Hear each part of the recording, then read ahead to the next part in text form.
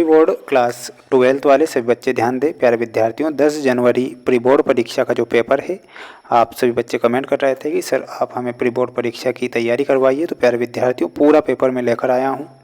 ये जो पेपर आपकी स्क्रीन के सामने आप देख रहे हैं, ये 10 जनवरी 2026 का पेपर है, जो कि आपकी परीक्षा में देखने को मिलेगा। वाकई अगर आप अपनी प्री बोर्ड परीक्षा में अच्छा स्कोर बनाना चाहते हैं तो इस क्वेश्चन पेपर को ध्यान से देखिएगा और अच्छे से इन प्रश्नों को याद कीजिएगा।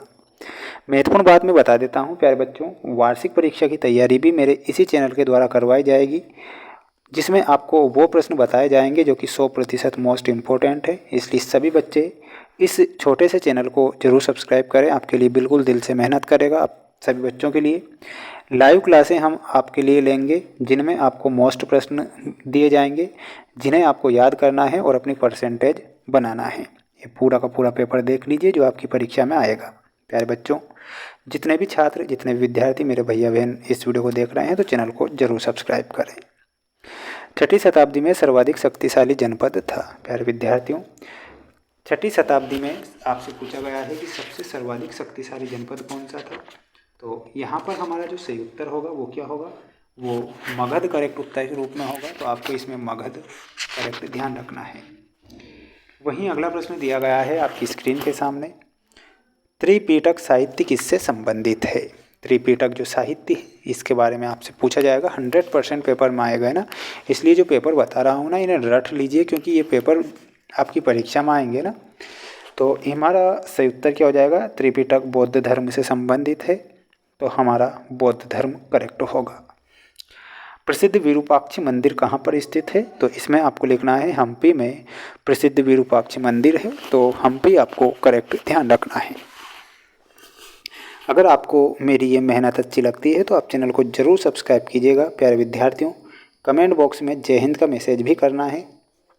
साइमन कमीशन भारत कब आता है, तो इसमें आपको लिखना है 1928 में। महात्मा गांधी के राजनीतिक गुरु कौन थे, तो महात्मा गांधी के राजनीतिक जो गुरु थे वो थे गोपाल कृष्ण गोखले। इसमें आपको गोपाल कृष्ण गोखले करेक्ट ध्यान रखना है। अगला प्रश्न ये रहा आपकी स्क्रीन के सामने, जिसमें आपको दिए गए हैं रिक्त स्थानों की पूर्ति कीजिए वाले प्रश्न। लोथल में एक के अवशेष मिलते हैं, तो लोथल में बंदरगाह के अवशेष मिले थे, तो इसमें आपको क्या लिखना है, इसमें लिखना है बंदरगाह।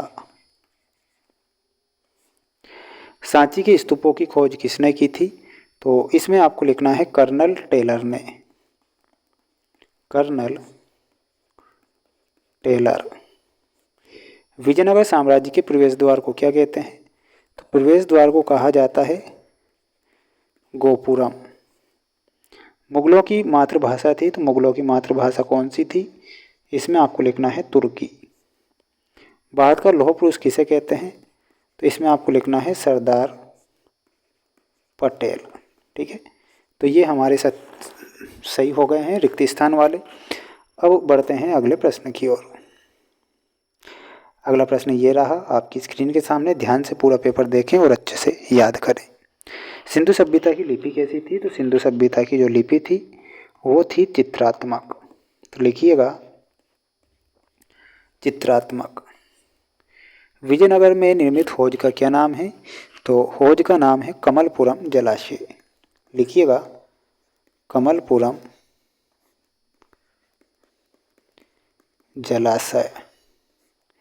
गांधी इरविन समझौता कब होता है, तो गांधी इरविन समझौता होता है 5 मार्च 1931 को। 5 मार्च 1931। संविधान सभा की महिला सदस्यों के नाम लिखना है। 15 महिला सदस्य थी। संविधान सभा की जो बैठक होती है वो होती है 9 दिसंबर 1944। ठीक है, ये हमारा सही हो जाएगा। इसके बाद में ये जोड़ी आएगी आपकी परीक्षा में, पूरी की पूरी जोड़ी देख लो वक्त से पहले। हर्यक वंश की स्थापना किसने की थी, तो अजात शत्रु। पंजाब में आपको मिलाना रहेगा लाला लाजपत राय। कर्नाटक में बासवन्ना, कानपुर से नाना साहब, इटली में निकोली कॉन्टी। ठीक है, तो इसका ले लीजिए आप स्क्रीनशॉट और पढ़ लीजिए पूरा पेपर, ध्यान से देख लीजिए, क्योंकि ये पेपर आएगा आपकी परीक्षा में।